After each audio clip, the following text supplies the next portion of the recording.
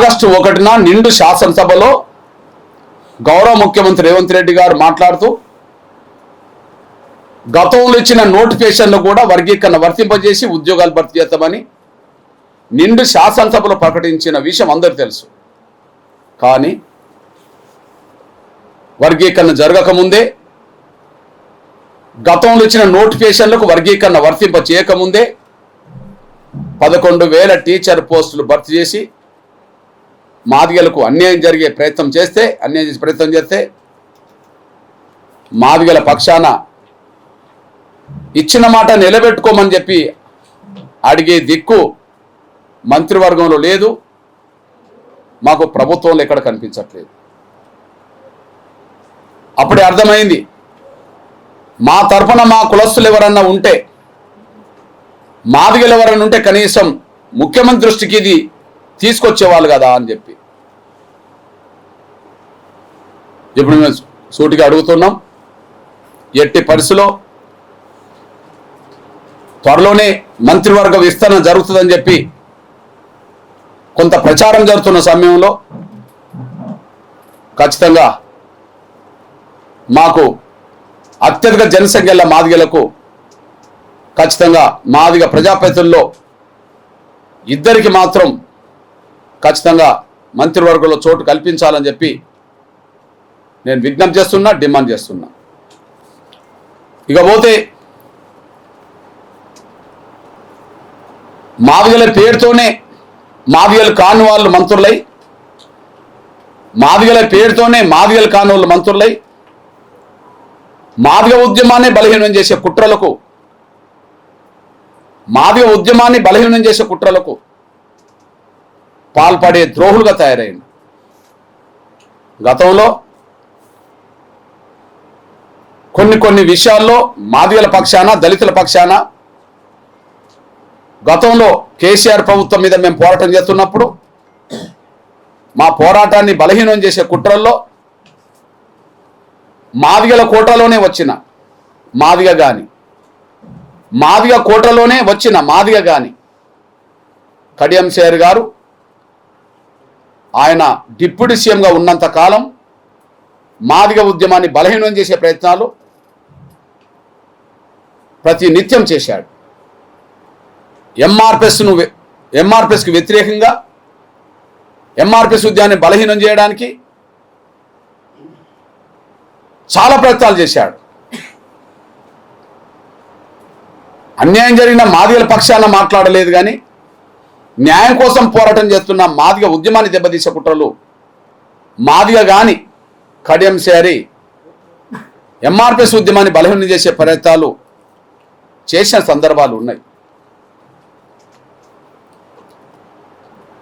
మా కడియం శ్రీహరి కులం, కడియం శ్రీహరి గారి కులం బైన్లు అవుతే బైన్ల జనాభా ఇవాళ 2011 ప్రకారమే 13,000 మాత్రమే. 32 లక్షలకు పైగా ఉండబడే మాదిగలకు మంత్రివర్గంలో చోటు లేదు, కానీ 13,000 బైన్ల సామాజిక వర్గానికి నాడు చోటు కల్పించారు. తను మాదిగ కాదు కాబట్టి మాదిగ ఉద్యమాన్ని బలహీనం చేసే ప్రయత్నాలు చేశాడు.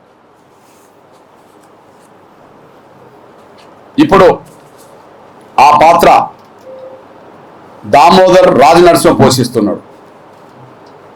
కేసీఆర్ మంత్రివర్గంలో ఎంఆర్పిఎస్ ఉద్యమాన్ని బలహీనం చేయడానికి, మాదిగల ఆకాంక్షల్ని నిర్వీర్యం చేయడానికి కడియం శ్రీహరి ఏ పాత్ర గతంలో పోషించాడో ఇప్పుడు అదే పాత్ర, అట్లాంటి పాత్రనే ఇవాళ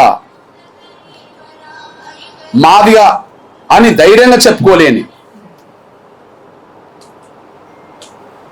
తన కులమేందో ధైర్యంగా చెప్పుకోలేని మాదిగ గాని దామోదర్ రాజనరసింహ గారు ఇవాళ మాదిగలకు అన్యాయం చేయడానికి ప్రయత్నం చేస్తున్నాడు. ఇది స్పష్టంగా రుజువు అవుతుంది. చివరికి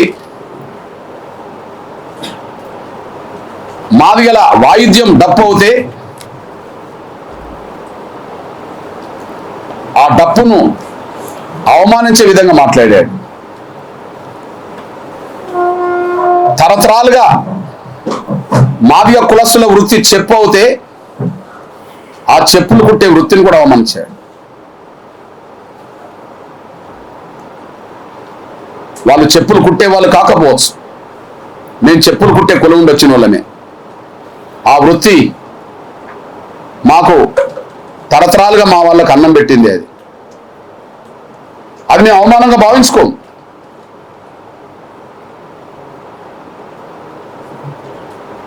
అట్లనే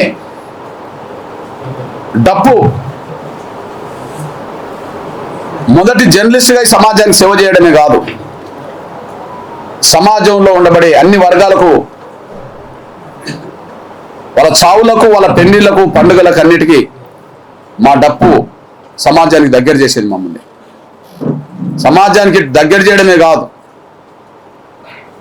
ఆనాడు మా జీవన విధానంలో అది ఒక అంతర్భాగమైంది. డప్పు మాదిగల గుండె చప్పుడది.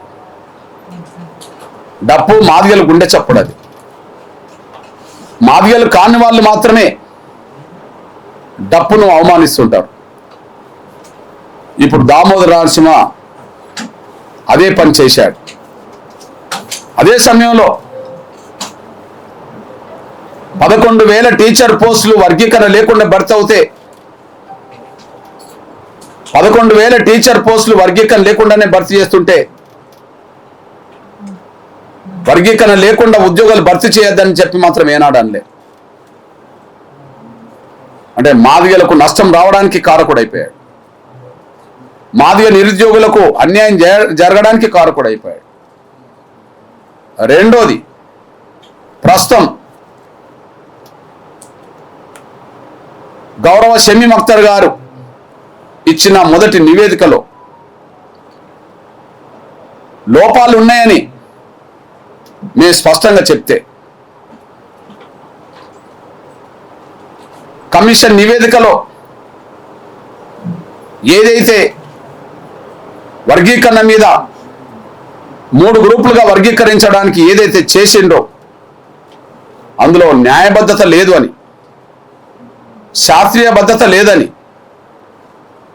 హేతుబద్ధత, తర్కబద్ధత లేదని మేము వాస్తవాలను, అందులో ఉన్న లోపాలను వెలికి తీసి చెప్పారు. గౌరవ ముఖ్యమంత్రి గారు అర్థం చేసుకున్నాడు. గౌరవ మంత్రివర్గ ఉపసంఘం చైర్మన్ అర్థం చేసుకున్నాడు. గౌరవ ముఖ్యమంత్రి రేవంత్ రెడ్డి గారు మేము లేవనెత్తిన అంశాల మీద కొంత అర్థం చేసుకున్నాడు. మేము లేవనెత్తిన అంశాల మీద మంత్రివర్గ ఉపసంఘం చైర్మన్ సోదరులు ఉత్తమ్ కుమార్ రెడ్డి గారు అర్థం చేసుకున్నారు. వాళ్ళు అర్థం చేసుకున్నారు కాబట్టిగానే మళ్ళీ కమిషన్కు గడువు మార్చి 10 వరకు ఇచ్చారు. లోతుగా అధ్యయనం చేయండి అని చెప్పి కమిషన్కు గడువు మార్చి 10 వరకు ఇచ్చారు. మీ దృష్టికి తీసుకొస్తున్నాం.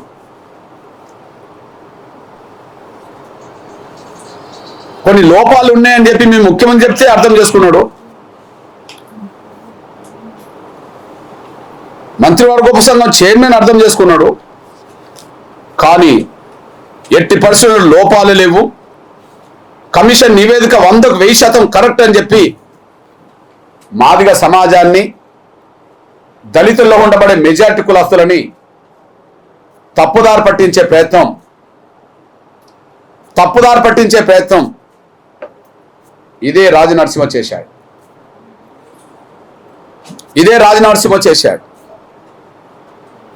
దీన్ని బట్టి అర్థమవుతున్నది ఏంటంటే మాదిగల ఆవేదనకు నిజమైన ప్రతినిధి కాదని, మెజారిటీ కులాల ఆవేదనకు నిజమైన ప్రతినిధి కాదని, వాళ్ళ ఆకాంక్షలకు విరుద్ధంగా దామోదర నరసింహ ప్రయత్నం చేస్తాడనే విషయం, వర్గీకరణ లేకుండా 1000 ఉద్యోగాలు భర్తీ అవుతున్నప్పుడు మౌనంగా ఉండడం సాక్ష్యం అవుతే, కమిషన్ నివేదికలు లోపాలు లేవని చెప్పి ఇవాళ కొంతమందిని కూడగట్టుకొని ఆయన వెనుక నిలబెట్టుకోవడానికి, తన వెనుక మాదిగలను చూపెట్టుకోవడానికి, మంత్రివర్గ విస్తరణలో తన పదవిని కాపాడుకోవడానికి, రేపు మంత్రివర్గ విస్తరణ జరిగే సమయానికి తన పదవిని కాపాడుకోవడానికి ఆయన చుట్టూ కొంతమందిని పోగు చేసుకొని కమిషన్ నివేదికలో లోపాలు లేవని చెప్పి ప్రచారం చేసే ప్రయత్నం చేశాడు. అంటే కేవలం ఆయన పదవిని కాపాడుకోవడం కోసమే తప్ప ఆయన మాదిగలకు మిగతా దళిత కులాలకు ఆయన చేసేది ఏం లేదనేసి రుజువైపోయింది. ఆయన మాదిగలకు మిగతా దళిత సమాజానికి ఆయన చేసేది ఏం లేదని రుజువైపోయింది. ఇట్లాంటి పరిస్థితిలో మరి దామోదర నరసింహ తను మాదిగ కాదనే విషయం అర్థమవుతున్నప్పుడు ఇప్పుడు రేవంత్ రెడ్డి గారి ప్రభుత్వంలో మంత్రులు మాదిగలు ఎందుకు ఉండద్దు? రేవంత్ రెడ్డి గారి సామాజిక వర్గం రెడ్డి అవుతే ఇవాళ 4 ఉన్నారు. రేవంత్ రెడ్డి గారి సామాజిక వర్గం రెడ్డి అవుతే ఇవాళ రేవంత్ రెడ్డి గారితో పాటు 4 ఉన్నారు. కేసీఆర్ వెలమవుతే తను 4 వెలమలు పెట్టుకున్నట్టుగా ఇవాళ రేవంత్ రెడ్డి గారు కూడా తన వెనుక 4 పెట్టుకున్నాడు తనతో పాటు. కానీ కేసీఆర్ గవర్నమెంట్లో మాదిగా ఉండడు, బైండ్లను పెట్టి మాదిగని చూపెట్టే ప్రయత్నం చేశారు. వాళ్ళ మాదిగా కానీ దామోదర నరసింహ పెట్టి మాదిగ కోట అని చెప్పి వాళ్ళ మాదిగలకు, నిజమైన మాదిగలకు మంత్రివర్గంలో చోటు లేకుండా చేస్తుంది. ఇప్పుడు కేవలం దామోదర నరసింహ చేస్తున్నది ఏంటంటే మాదిగ కానీ దామోదర నరసింహ మాదిగ కోటలోనే మళ్ళా మంత్రివర్గ విస్తరణలో తన పదవిని కాపాడుకోవడం కోసం మాత్రమే కొంతమందిని తాను ఎంబడి తిప్పుకునే ప్రయత్నం చేస్తున్నాడు. నేను సూటిగా చెప్తున్నాం, మాదిగ ఎమ్మెల్యేలు ఎవరైతే ఉన్నారో ఆ ఎమ్మెల్యేలో మా వాళ్ళకి ఏ ఇద్దరికి వచ్చినా మేము స్వాగతిస్తాం, సమర్థిస్తాం. ఇప్పుడు మాదిగ ఎమ్మెల్యేలు ఎవరైతే ఉన్నారో అందులో ఏ ఇద్దరికి వచ్చినా మేము స్వాగతిస్తాం, సమర్థిస్తాం. మా మాదిగ కోటలోనే వాళ్ళు వచ్చిండని చెప్పి గర్వంగా ప్రకటన చేస్తాం. మా మాదిగ కోటలోనే ఆ ఇద్దరికి మంత్రివర్గంలో చోటు దక్కిందని చెప్పి మేము గర్వంగా స్వాగతిస్తాం, అభినందిస్తాం. మంత్రివర్గంలో మాదిగలకి ఇద్దరికి చోటు కల్పిస్తే రేవంత్ రెడ్డి గారిని కూడా గౌరవిస్తాం. కానీ దామోదర నరసింహే మాదిగ అని చెప్పి ఆయననే మంత్రివర్గంలో కొనసాగిస్తూ ఇక మాదిగలకు చోటే లేకుండా చేస్తే మీరు ఎన్ని తపస్సులు చేసినా, తల కిందికి పెట్టి కాలు పైకి పెట్టి 100 తపస్సులు చేసినా మాదిగల అభిమానాన్ని మాత్రం, మాదిగల ఆదరణను మాత్రం రేవంత్ రెడ్డి గారి సర్కారు చూరగొనడానికి అవకాశం తక్కువ ఉంటుంది.